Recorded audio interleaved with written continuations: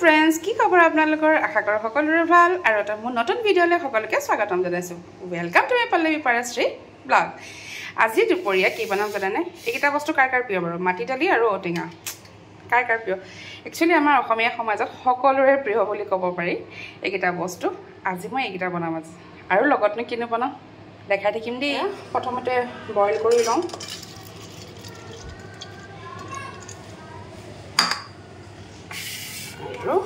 ঔটেঙা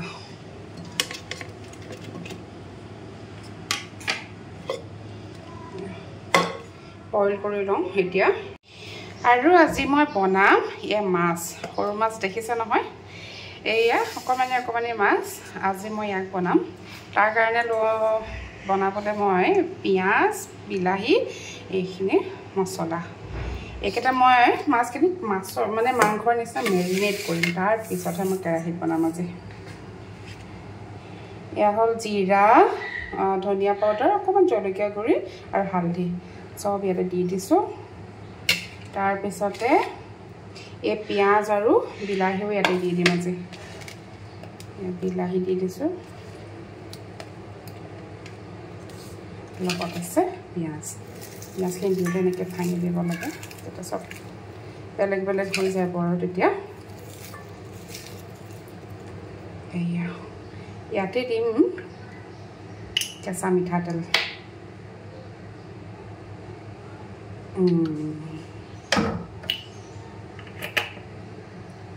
এতিয়া ভালকৈ মেৰিনেট কৰি ল'ম ধুনীয়াকৈ আৰু ডাইৰেক্ট কেৰাহীত মই তেলত তেনেকৈ দি দিম আৰু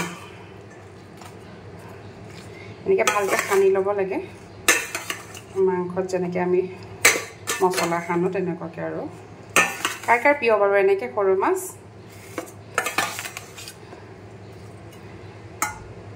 লগত নিমখ দিব লাগিব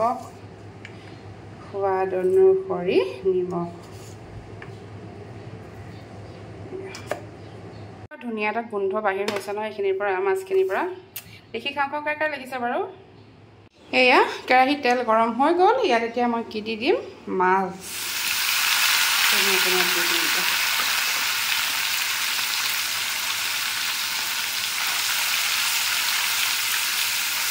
সৰু মাছৰ সোৱাদটোৱেই বহুত বেলেগ হয় কিন্তু গুচোৱা এলাহত বহুত সময় লাগে যিহেতু চাফা কৰোঁতে সেইকাৰণে আৰু খাবলৈ মন নাযায় মানে মন গ'লেও মানে মনটোক বান্ধি থওঁ আৰু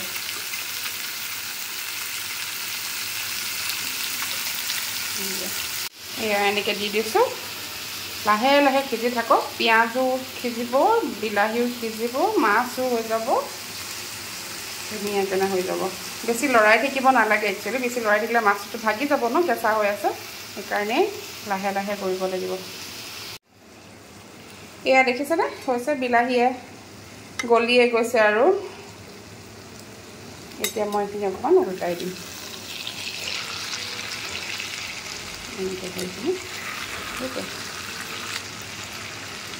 লাহে লাহে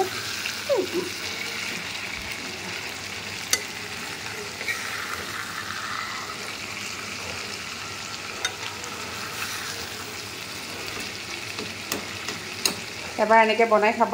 জেনেৰেলি বনাই খায়ে চবেই এনেকৈ মানে হ'লেও আৰু যোনসকলে নাই খোৱা তেনেকৈ এবাৰ বনাই খাব বিৰাট টেষ্টি হয় মই মাটি দালি বইল হৈ গ'ল ঔটেঙা সৈতে ইয়াকেইটা মই ফোৰণ দিম এতিয়া সেয়া মিঠাতেল গৰম হৈ গ'ল ইয়াতে দিম তেজপাত তাৰপিছতে দি দিম সেয়া পাঁচফোৰণখিনি পাঁচফোৰণটো ফুটি লওক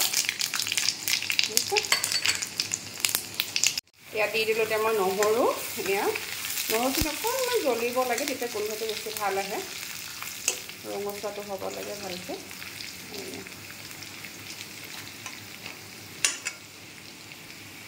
এয়া সেইফালে মোৰ মাছটো হৈ গ'ল বুজিছেনে তেনেকৈ হৈ গ'ল এয়া নহৰু ৰঙা হৈ গ'ল ইয়াতে এতিয়া মই দি দিম মাটি দালি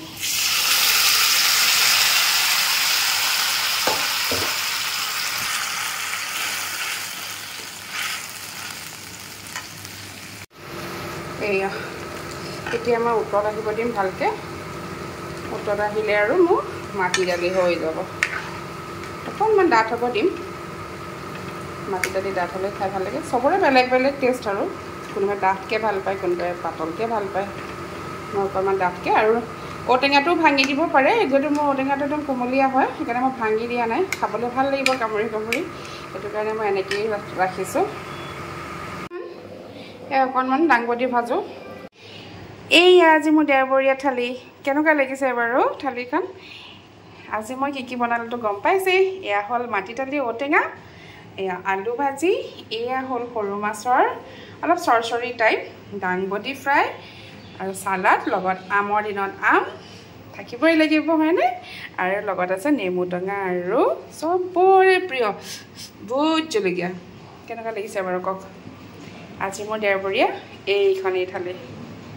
ভাল লাগিছেনে বাৰু দেখি খাবলৈ মন গৈছেনে একচুৱেলি সেইটোৱে খানা দেখিলে খাবলৈ মন যাব লাগে আৰু আপোনালোকে মোক কমেণ্ট কৰি জনাব মোৰ থালিখন দেখি খাবলৈ মন গৈছেনে নাই যোৱা আকৌ এটা নতুন ভিডিঅ'ত লগ পাম আজিলৈ আহোঁ বাই বাই